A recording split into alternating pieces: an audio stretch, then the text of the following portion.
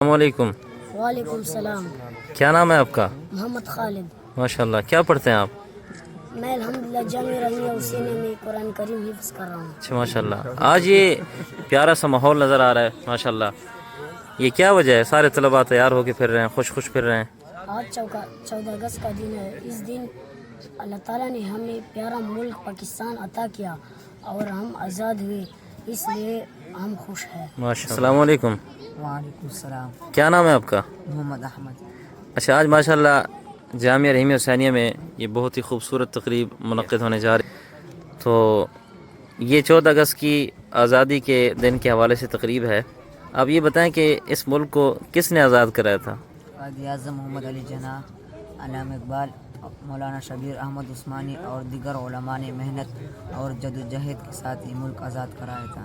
ماشاءاللہ۔ اچھا، اس ملک کو آزاد کرانے سے ہمیں کیا فائدہ حاصل ہوا مسلمانوں کو؟ الحمدللہ ہم کافر کی غلامی سے آزاد ہوئے اور ہم تجارت اور دینی معاملات میں آزاد ہیں۔ یہاں مساجد اور مدارس کا ماحول ہے۔ یہاں دنیا اور دینی تعلیم آزادی کے ساتھ حاصل کر سکتے ہیں۔ ماشاءاللہ۔ تو آپ پاکستانیوں کو کیا پیغام دینا چاہیں گے؟ بس کہ آپس میں اتحاد سے رہیں، اتحاد اور اتفاق سے رہیں، تعلیم کے میدان میں آگے بڑھیں اور اپنے ملک کے لیے جدوجہد کریں اور اپنے ملک سے محبت کریں۔ ماشاءاللہ، بہت خوبصورت پیغام ہے، جزاک اللہ۔ وعلیکم ورحمۃ اللہ وبرکاتہ۔ وعلیکم السلام ورحمۃ اللہ وبرکاتہ۔ کیا نام ہے آپ کا؟ محمد عبداللہ۔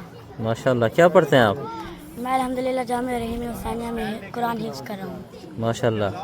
آج میں نے دیکھا ہے سارے بچے خوش خوش پھر رہے ہیں اور جامعہ رحیمیہ حسینیہ میں بہت ہی پیارا ماحول ہے، کیا وجہ اس کی؟